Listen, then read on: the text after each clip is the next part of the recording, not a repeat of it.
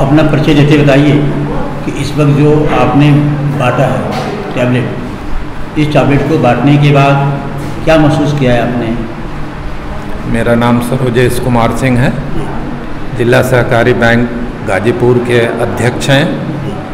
और हमारी शासन की एक नीति है, आप अक्सर सुनते होंगे प्रधानमंत्री जी को डिजिटल इंडिया की बात। ये डिजिटल क्रांति के दिशा में एक सरकार का सकारात्मक सहयोग है।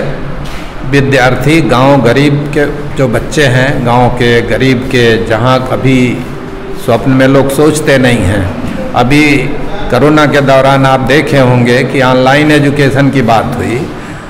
गरीब परिवार के बच्चे ऑनलाइन एजुकेशन इसलिए नहीं ले पाए कि उनके घर में लैपटॉप नहीं था, उनके घर में स्मार्टफोन नहीं था, टैबलेट नहीं था। सरकार इन कमियों को दूर करने के लिए उन बच्चों की असुविधाओं को देखते हुए एक बड़ा निर्णय लिया है। और अब हम समझते हैं कि हर विद्यार्थी जो भी इनरोल्ड है सही तरीके से पढ़ रहा हमारे इंस्टीट्यूशनों में। हमारी सरकार का प्रयास है अधिक से अधिक लोगों को टैबलेट, स्मार्टफोन दे रही है ताकि इनके विकास हों और ये सदुपयोग करें। आने वाली जो क्रांति है उसमें इनका सकारात्मक परिणाम सामने आए और डिजिटल इंडिया का सपना प्रधानमंत्री जी का साकार हो। आज के दिन कितने लोगों बच्चों को बांटने का लक्ष्य था? आज के दिन यहाँ जहाँ पे हम लोग वितरित कर रहे हैं, यहाँ 555 बच्चों का डिस्ट्रीब्यूशन हुआ है। 4 संस्थाएं हैं, श्री धनेश्वर शिक्षा एवं प्रशिक्षण संस्थान, रामधारी पहलवान private ITI, Shri बाबूनंदन private ITI, Shri Dhaneshwar महाविद्यालय कुसमी-खुर्द। इन चारों संस्थाओं के 555 बच्चों को इस लाभ से जोड़ा गया है। सरकार की इस योजना से जोड़ते हुए इनको टैबलेट दिए गए हैं। मैं जानना चाहता हूँ सर आपसे कि इन तो बड़े बच्चों को आपने टैबलेट दे दिया कि पढ़ लेंगे, लेकिन ये स्कूल बंद थे, छोटे बच्चों जो निचले स्तर के, प्राइमरी स्तर, मिडिल स्कूल के, उनके लिए कौन से काम करेंगे आप? अब देखिए, सरकार, देश की सरकार के सामने भी एक बहुत बड़ा सवाल होता है बजट का। अभी जिन बच्चों को आवश्यक था उन्हें दे रही है और आगे भी इस दिशा में सरकार का प्रयास होगा कि जहां भी आवश्यकता है बच्चों को वहां तक सरकार करे। ये सरकार के संसाधन का सवाल है, उसमें बहुत कुछ हम लोग नहीं बता सकते। क्यों? उनसे बात सुनिए।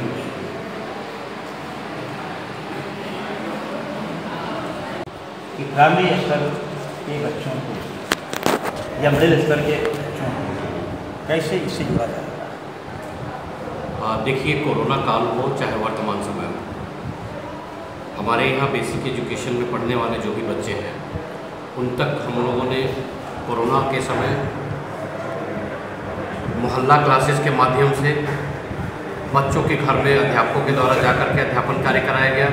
इसके अलावा दूरदर्शन, आकाशवाणी के माध्यम से उन बच्चों तक हमने पहुंचने का प्रयास किया जिनके घर में उनके अभिभावकों के पास स्मार्टफोन या टैबलेट या कोई ऐसे संसाधन नहीं जिससे ऑनलाइन शिक्षा हम दे सकें।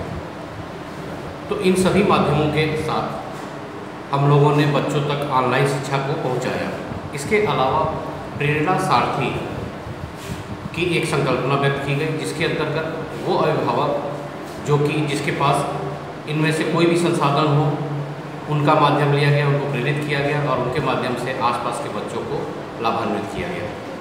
वर्तमान समय में मैं बताना चाहूँगा कि बेसिक शिक्षा में पढ़ने वाले बच्चों को सरकार विभिन्न प्रकार की योजनाओं से लाभान्वित कर रही है, जैसे DBT, निःशुल्क ड्रेस, जूता मोजा, बैग और स्वेटर के लिए सीधे अभिभावकों के खातों में, जो हमारे बच्चे पढ़ रहे हैं उनके अभिभावकों के खातों में 1100 रुपये पहुँच जा रहे हैं। इसके अलावा विभिन्न प्रकार की छात्रवृत्ति योजनाओं की शुरुआत करी गई है जिसमें 1 से 5 तक पढ़ने वाले बच्चों को प्रत्येक माह 150 रुपये की छात्रवृत्ति प्रदान की जा रही है। 6 से कक्षा 10 तक पढ़ने वाले बच्चों को 200 रुपये प्रति माह छात्रवृत्ति प्रदान की जा रही है। यह 2 किस्तों में 2 छमाही किस्तों में यह दी जाएगी, जो कि पहला 1800 और दूसरा 2400 रुपये प्रति सालाना बनता है, जो कि एक बहुत बड़ा, मैं मानता हूँ कि एक सहयोग है, जिससे बच्चों को सहयोगी पुस्तकें या और भी सामग्री खरीदने में सहायता प्राप्त होगी। इसके अलावा जो बच्चे मेधावी हैं और हमारे यहाँ अध्ययनरत हैं, उनको 4000 से लेकर के 5500 रुपये की छात्रवृत्ति देने का भी प्रावधान श्रम विभाग के माध्यम से करा गया है। इसके लिए पूरे जोर शोर से जनपद गाजीपुर में बच्चों का न सिर्फ नामांकन कराया जा रहा है, बल्कि इस सुविधा से लाभ लेने के लिए उनका ऑनलाइन रजिस्ट्रेशन भी कराया जा रहा है। मैं आपके चैनल के माध्यम से, मीडिया के माध्यम से उन सभी अभिभावकों को से अनुरोध करूंगा कि हमारे यहाँ बेसिक शिक्षा में पढ़ने वाले बच्चों का नामांकन श्रम विभाग के वेबसाइट पर जरूर। स्मार्टफोन और टैबलेट वितरण कार्यक्रम में यहाँ पे प्रतिभाग कर रहे हैं। मैं आज के दिन यही आप लोगों से अनुरोध करूंगा कि जो भी हमें तकनीक का सहारा मिलता है पढ़ाई में आगे बढ़ने के लिए। मैं अभी चेयरमैन सर से मैं बात कर रहा था कि नौकरी में आने के बाद मुझे पहली बार मैं जब खरीदा तब मुझे टैबलेट पे काम करने का मौका मिला, क्योंकि आजकल कोई भी कार्य अगर हम करते हैं तो उसको तकनीक के सहयोग से वो बहुत ही तीव्र गति से और आसानी से हो जाता है।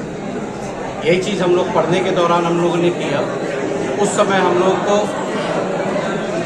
कृपया अनुशासन मैं छोटा सा मैं अपना शेयर करना चाहूंगा। जब हम लोग यूनिवर्सिटी की पढ़ाई कर रहे थे या प्रतियोगी परीक्षाओं की उसके बाद से तैयारी किए, तो हम लोग को जाना पड़ता था कैफे में।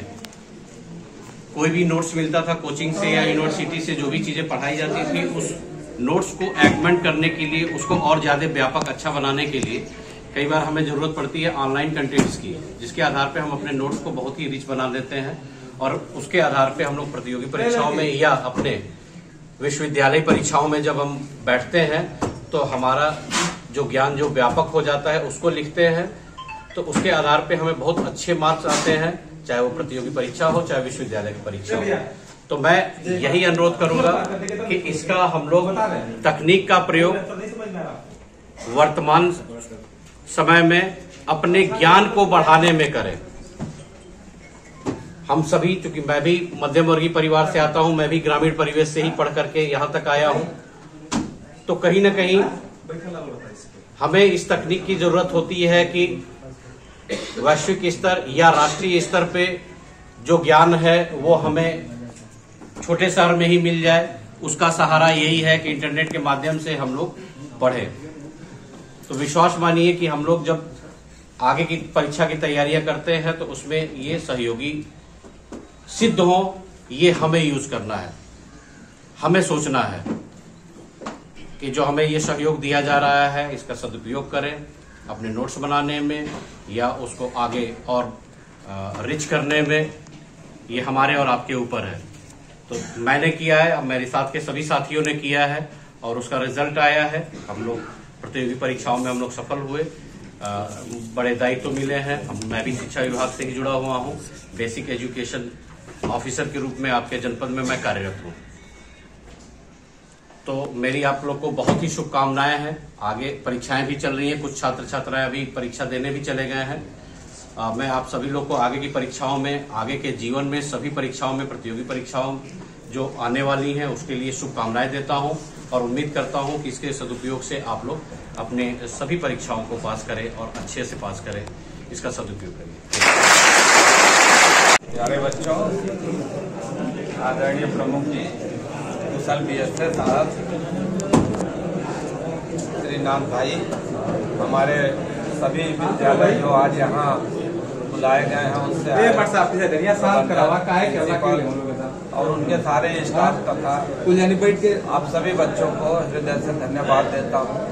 ये हमारी सरकार की पहली प्राथमिकता है कि गांव के गरीब से गरीब बच्चे के अंतिम पायदान तक पहुंचने का प्रयास सरकार कर रही है। और विज्ञान की दोनों पक्ष हैं। विज्ञान अगर प्रगति देता है तो विज्ञान विनाश भी देता है। आप परमाणु को सही दिशा में ले जाएंगे तो विकास देगा, और विनाश की दिशा में परमाणु बम बनाएंगे तो वो ऊर्जा जो है विनाश भी देगी। ये टैबलेट भी उसी तरह है, स्मार्टफोन हो, टैबलेट, आप अगर इसे पढ़ाई में यूज करेंगे तो आप बहुत आगे जाएंगे, जैसा अभी भी अफसर साहब ने बताया। लेकिन अगर इस पे कोई पिक्चर देखना चाहेगा, कोई और भी इसका खराब इस्तेमाल करेगा, तो वो भी जो भी बच्चा होगा वो अपने भविष्य के साथ खिलवाड़ करेगा। आप लोगों के जिंदगी का ये गोल्डन पीरियड है 2-4 साल। आप सभी लोग इस स्टेज पे हैं कि आपको अब प्रतियोगी परीक्षाओं में भाग लेना है और कुछ बनना है। प्रधानमंत्री जी जब भी बात करते हैं तो डिजिटल इंडिया की बात करते हैं, और माननीय प्रधानमंत्री जी, माननीय मुख्यमंत्री जी की जो योजनाएं हैं, जो भारत को डिजिटल इंडिया बनाने की बात सोचते हैं, उस सपने को साकार करने की ये सबसे मजबूत कड़ी है। और इससे आप अपना विकास करेंगे, आपके परिवार का विकास होगा। जब आपका विकास होगा, आपके परिवार का विकास होगा, प्रदेश का विकास होगा, देश का विकास होगा। जो हमारे देश के लोग हिंदुस्तान को विश्व गुरु बनाने की बात सोचते हैं, शायद उसमें भी पंख लगे। आप 21वीं सदी के होनहार बालक हैं, और आप ही लोगों को 21वीं सदी को चलाना है और बनाना है। दुनिया में जो भी भारत करेगा वो आपके बल पे करेगा। दुनिया का भारत ऐसा देश है जहां आप जैसे युवाओं की संख्या बहुत अधिक है। एक तरह से ये कहा जाए कि दुनिया का पहला देश है जहां सबसे अधिक युवा, और इन युवा को सही दिशा में ले जाने का काम सरकार का दायित्व है। वो दायित्व सरकार पूरा कर रही है। इसी बातों के साथ आपके उज्जवल भविष्य की कामना करते हुए अपनी वाणी को विराम देते हैं। जय हिंद।